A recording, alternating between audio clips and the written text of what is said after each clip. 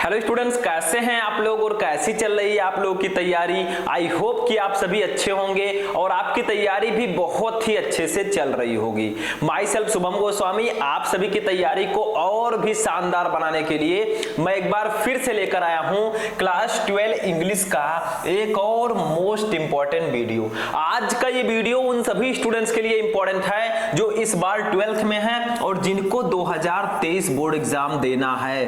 तो जितने भी स्टूडेंट 2023 बोर्ड एग्जाम देने वाले हैं वो इस वीडियो को शुरू से लेकर लास्ट तक देखेंगे, स्टार्ट से लेकर एंड तक, क्योंकि इस वीडियो में मैं आपको क्लास 12 इंग्लिश ग्रामर के उन सभी महत्वपूर्ण प्रश्नों को बताऊंगा जो आपके बोर्ड एग्जाम में लगातार पूछे जाते हैं और इस बार भी 99% चांस है कि इन क्वेश्चन में से कुछ क्वेश्चन आपके बोर्ड एग्जाम में आएंगे।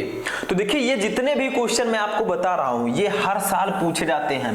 ये नहीं आएगा तो इसी से रिलेटेड क्वेश्चन आएगा, लेकिन आएगा जरूर। ठीक है, तो इस वीडियो को कर दीजिएगा लाइक, चैनल पर नए चैनल को सब्सक्राइब कर लीजिएगा, क्योंकि हमारा एक ही लक्ष्य है कि जितने भी स्टूडेंट 12th में हैं और जिनको 2023 बोर्ड एग्जाम देने वाले हैं या देना है वो अब की बार, ठीक है, अब की बार 12th इंग्लिश में 95 यानी कि 100 में से उनको 95 नंबर लाना है।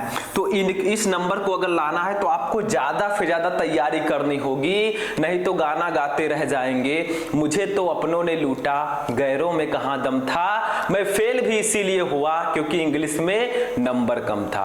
तो अभी से पढ़ना स्टार्ट कर दीजिए, नहीं तो सच में इंग्लिश में नंबर कम हो जाएगा। अब बहुत सारे स्टूडेंट कहेंगे सर क्या जोक मारा है। देखिए, जोक नहीं है, मैं जो कुछ भी बताता हूं, जो कुछ भी बोलता हूं उसमें आपको कुछ ना कुछ सीख मिलती है। ठीक है, तो अभी सुधर जाइए, क्योंकि बहुत सारे स्टूडेंट कहते हैं अरे सर जी इंग्लिश तो बहुत ज्यादा वीक है, मेरा इंग्लिश में कुछ आता ही नहीं। क्यों नहीं आता है? इंग्लिश बहुत इजी है, बस आपको सिर्फ समझने का प्रयत्न करना है। ठीक है, तो चलिए स्टार्ट करते हैं। इस वीडियो में हम 7 टॉपिक को एक ही वीडियो में पढ़ेंगे, क्योंकि जब भी मैं इंग्लिश ग्रामर का वीडियो लेकर आता हूं तो 6-7 टॉपिक को मैं एक ही वीडियो में पढ़ाता हूं।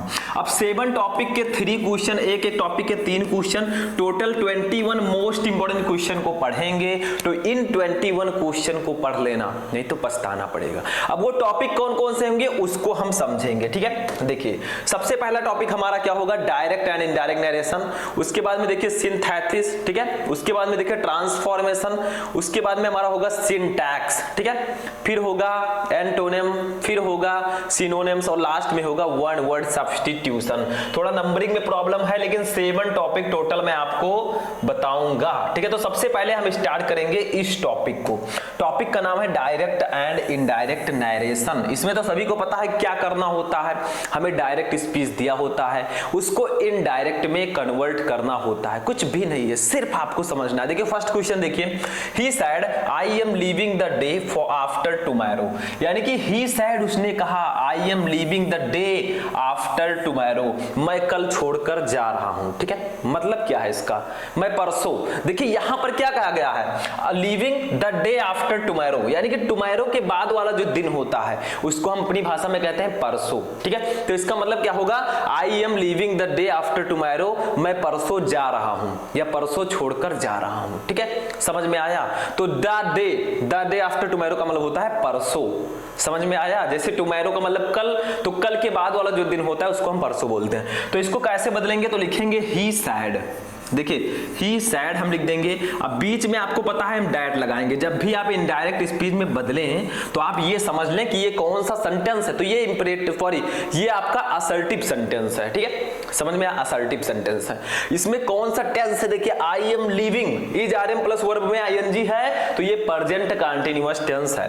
तो दैट आई है फर्स्ट पर्सन का प्रोनाउन बदलेगा सब्जेक्ट से, सब्जेक्ट है ही, तो इसके लिए हम यूज करेंगे ही। ठीक है, अब इज आर एम के जगह पर वाज का यूज करेंगे। क्यों? क्योंकि देखिए अगर आपके डायरेक्ट स्पीच में प्रेजेंट कंटीन्यूअस टेंस है तो जब उसको इनडायरेक्ट में बदलेंगे तो वो पास्ट कंटीन्यूअस टेंस में कन्वर्ट होगा। That's a rule. समझ में आया। तो ही वाज लिविंग इन, अब देखिए यहां पर थोड़ा ध्यान दीजिए, इन 2 days टाइम,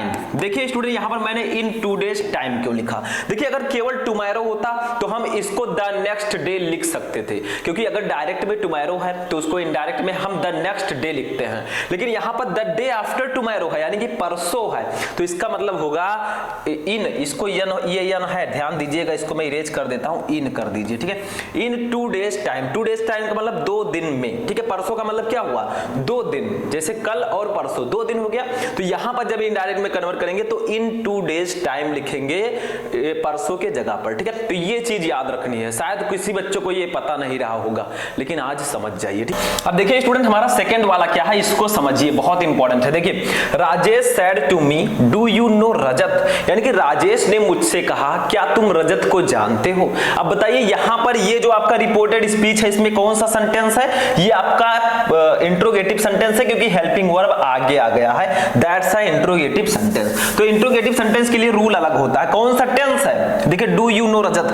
क्या तुम रजत को जानते हो, तो वाक्य क्रिया के अंत में ता है, ती है, ते हैं आदि शब्द आते हैं तो वो होगा प्रेजेंट इंडेफिनिट टेंस, ठीक है। तो ये प्रेजेंट इंडेफिनिट टेंस है, जब इसको इनडायरेक्ट में कन्वर्ट करेंगे तो पास्ट इंडेफिनिट टेंस में कन्वर्ट होगा। लेकिन पहले यहां पर ध्यान दीजिए, राजेश हमारा राजेश ही रहेगा, ठीक है, राजेश।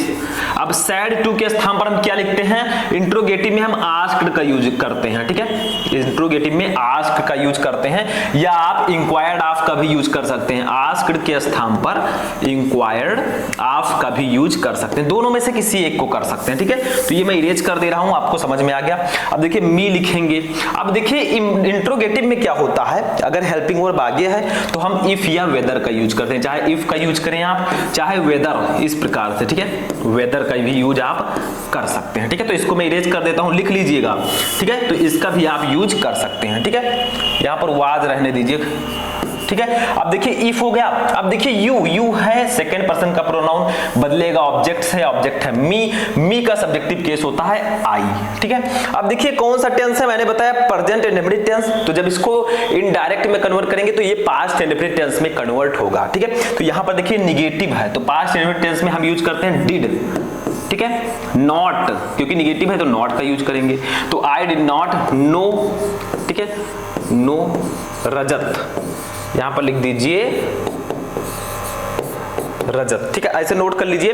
देखिए क्या होगा, राजेश सेड टू के स्थान पर आस्क्ड मी, ठीक है, इफ या वेदर का यूज करेंगे तो इफ, यू बदलेगा मी से तो आई हो जाएगा, ये पास्ट प्रेजेंट इंडेफिनिट टेंस है, इसको जब बदलेंगे इनडायरेक्ट में तो पास्ट इंडेफिनिट टेंस में कन्वर्ट होगा, बट ये निगेटिव है तो यहां पर भी निगेटिव होगा, तो आई डिड नॉट नो रजत, ठीक है। अब ये आपका इनडायरेक्ट में कन्वर्ट हो चुका है, कोई प्रॉब्लम, नो प्रॉब्लम। देखिए हमारे साथ पढ़िए तो ध्यान से समझिए, क्योंकि मैं बिल्कुल स्ट्रांगली आपको समझाने का प्रयास करता हूं डीपली, ताकि एक भी बच्चे को ऐसा ना हो जो समझ में ना आए, सभी को समझ में आना चाहिए, ठीक है। तो इसको नोट कर लीजिए। अब हम देखते हैं थर्ड वाला, ठीक है, देखिए थर्ड वाला डायरेक्ट एंड इनडायरेक्ट क्या है, इसको समझिए।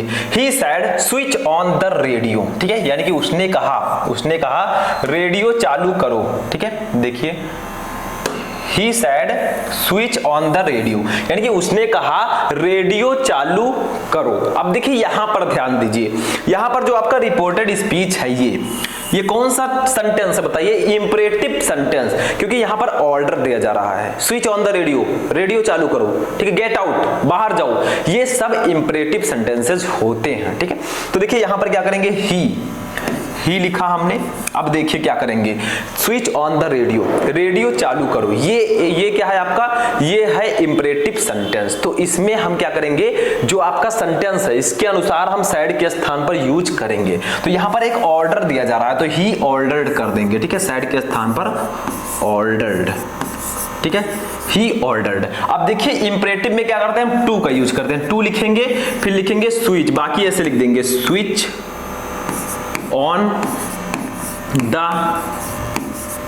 Radio, switch on the radio, ठीक है। तो he ordered to switch on the radio, जैसे हमने इंट्रोगेटिव में इफ या वेदर का यूज किया था, वैसे यहां पर टू का यूज होता है इंपरेटिव में, ठीक है। तो ये समझ में आ गया, he ordered to switch on the radio, ठीक है। तो इसको नोट कर लीजिए, तब हम देखेंगे अपना सेकेंड टॉपिक, ठीक है।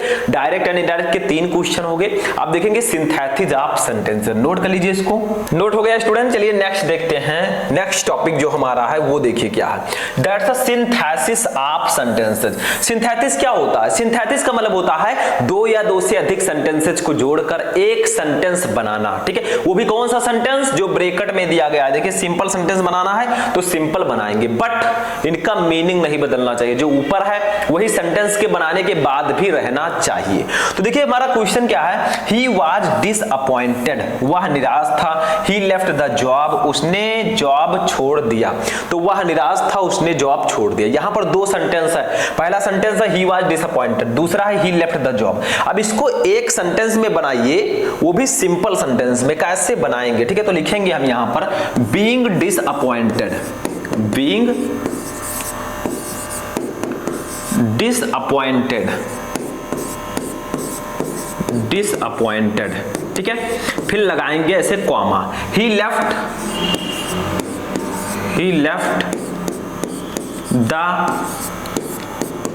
जॉब, ठीक है। तो being disappointed he left the job, यानी कि निराश होकर उसने जॉब छोड़ दिया। देखिए मीनिंग सेम है, ऊपर था वह निराश था, उसने जॉब छोड़ दिया। नीचे क्या है, being disappointed he left the job, यानी कि निराश होकर उसने जॉब छोड़ दिया। बस सिंपल सा है, हमने बदल दिया सिंपल में, ठीक है। ऐसे दूसरा देखिए, यहां पर दूसरा समझ में आ गया तो समझ लीजिए समझ में आ जाएगा। I do not play hockey, मैं हॉकी नहीं खेलता हूं। I do not play cricket, मैं क्रिकेट नहीं खेलता हूं। यानी कि मैं हॉकी नहीं खेलता हूं, मैं क्रिकेट नहीं खेलता हूं। इसको आपको बदलना है कंपाउंड सेंटेंस में। कैसे बदलेंगे चलिए समझते हैं, ठीक है। तो यहां पर लिखेंगे आई, ठीक है, I play neither hockey nor cricket, ठीक है। तो यहां इसका मतलब क्या होगा, I play neither hockey nor cricket. इसका मतलब होगा मैं ना तो हॉकी खेलता हूं और ना ही क्रिकेट खेलता हूं। ऊपर क्या था, मैं हॉकी नहीं खेलता हूं, मैं क्रिकेट नहीं खेलता हूं।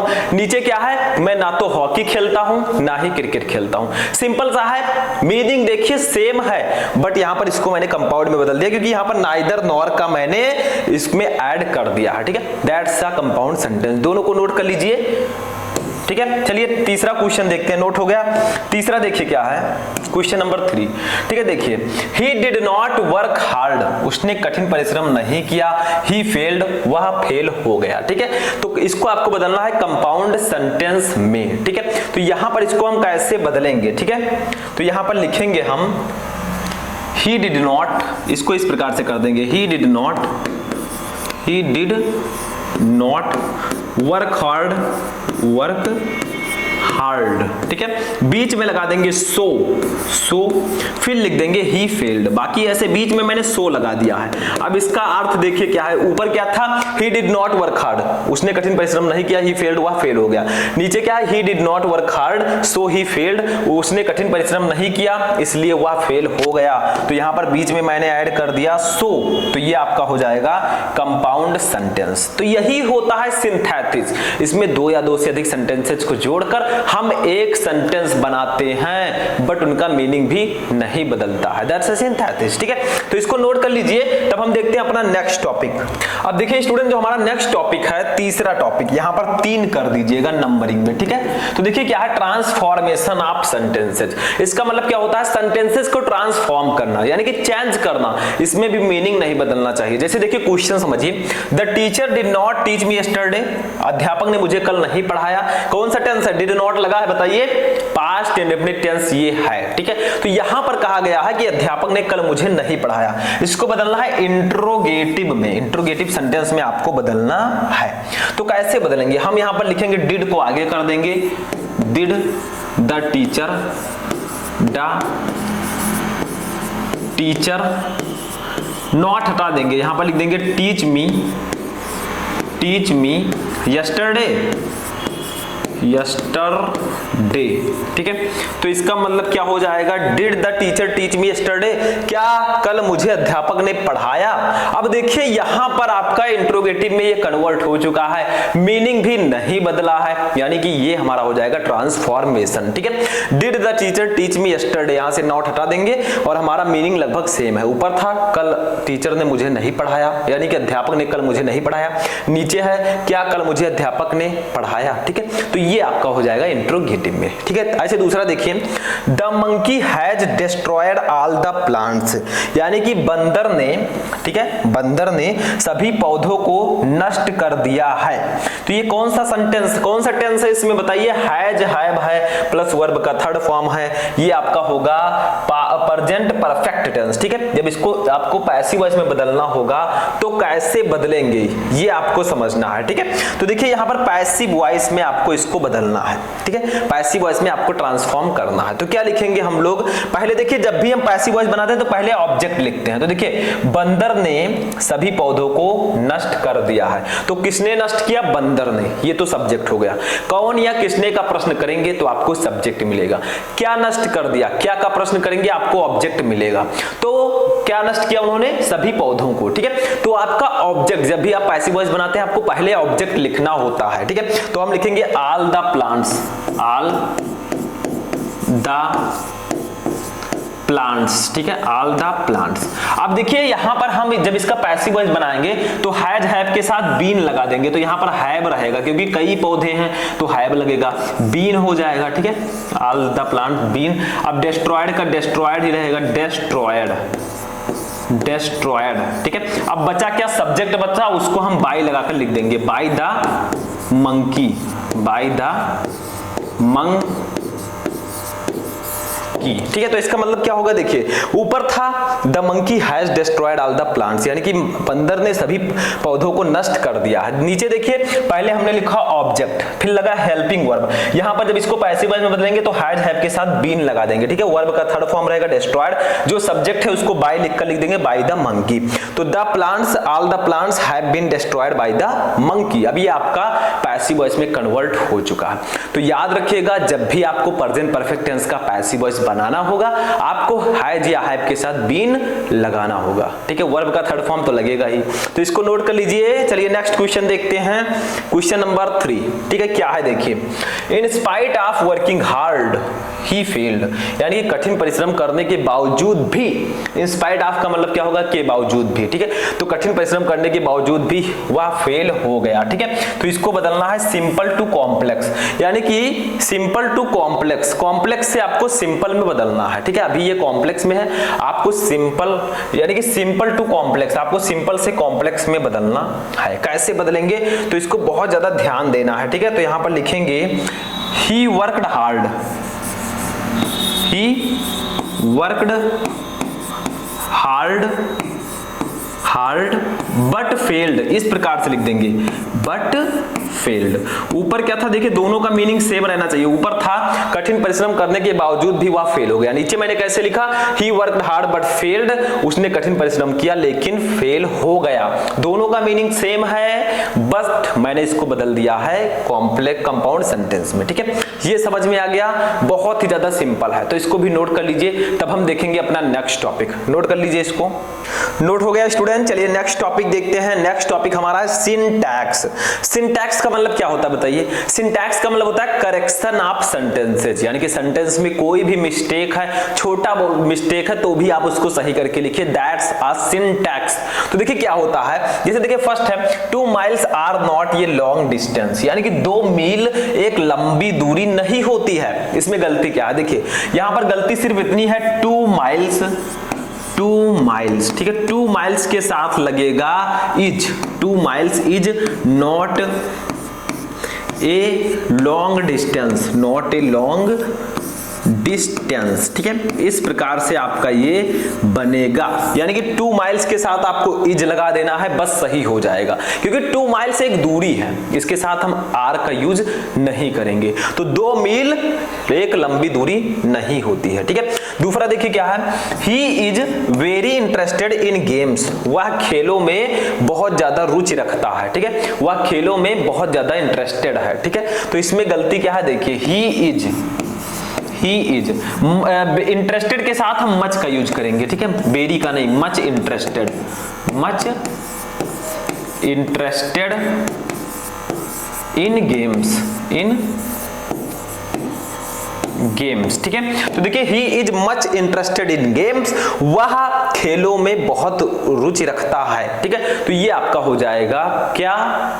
ये आपका सिंटैक्स हो जाएगा। ठीक है, इसमें जो गलती थी उसको मैंने सही कर दिया। एक क्वेश्चन और है, उसको भी समझ लेते हैं।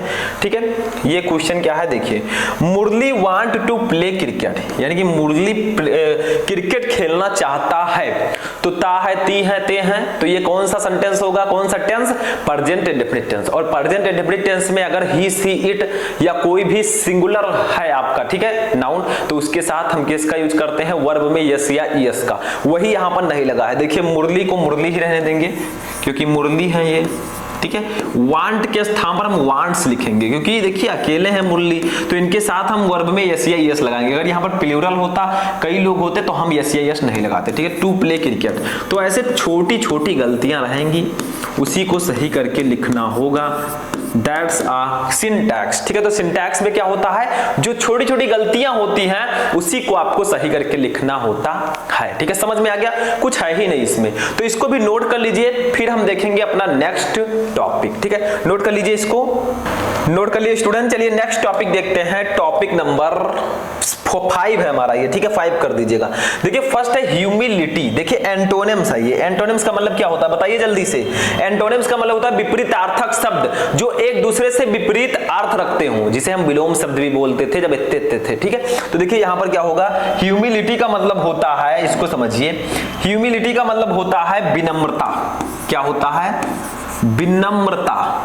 ठीक है, तो इसका एंटोनिम क्या होगा, जो इसके विपरीत अर्थ रखता हो, उसको हम लोग कहेंगे इंसोलेंस। इंसोलेंस, इंसोलेंस का मतलब क्या होता है, बदतमीजी। बदतमीजी। ठीक है, तो देखिए यहां पर जो आपका था ह्यूमिलिटी, ह्यूमिलिटी का मतलब विनम्रता, यानी कि विनम्र है, कोई भी उसमें बदतमीजी नहीं है। लेकिन इंसोलेंस का मतलब होता है बदतमीजी। तो ये एक दूसरे के एंटोनिम्स होंगे। ऐसे दूसरा देखिए हेस्ट। हेस्ट का मतलब होता है जल्दी, जल्द या शीघ्र। ठीक है, या शीघ्र भी लिख सकते हैं। तो इसका हो जाएगा डिले।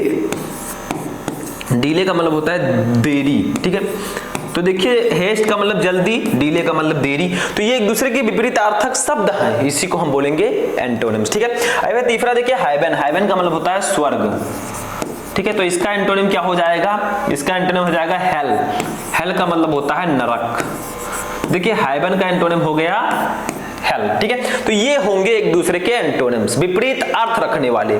समझ में आ गया, कोई प्रॉब्लम नहीं होना चाहिए, आपको ध्यान से समझना है क्योंकि समय आपके पास बिल्कुल भी नहीं है कि आप इधर उधर घूमें टहले, ये करें वो करें। आपको अपने लक्ष्य पर ध्यान देना है। Set your target and try to achieve it. ठीक है, यानी कि अपना लक्ष्य सेट करो और उसको प्राप्त करने में जी जान लगा दो। ठीक है, यही मैं चाहता हूं। तो इसको नोट कर लीजिए एंटोनिम्स को, तब हम देखेंगे नेक्स्ट टॉपिक।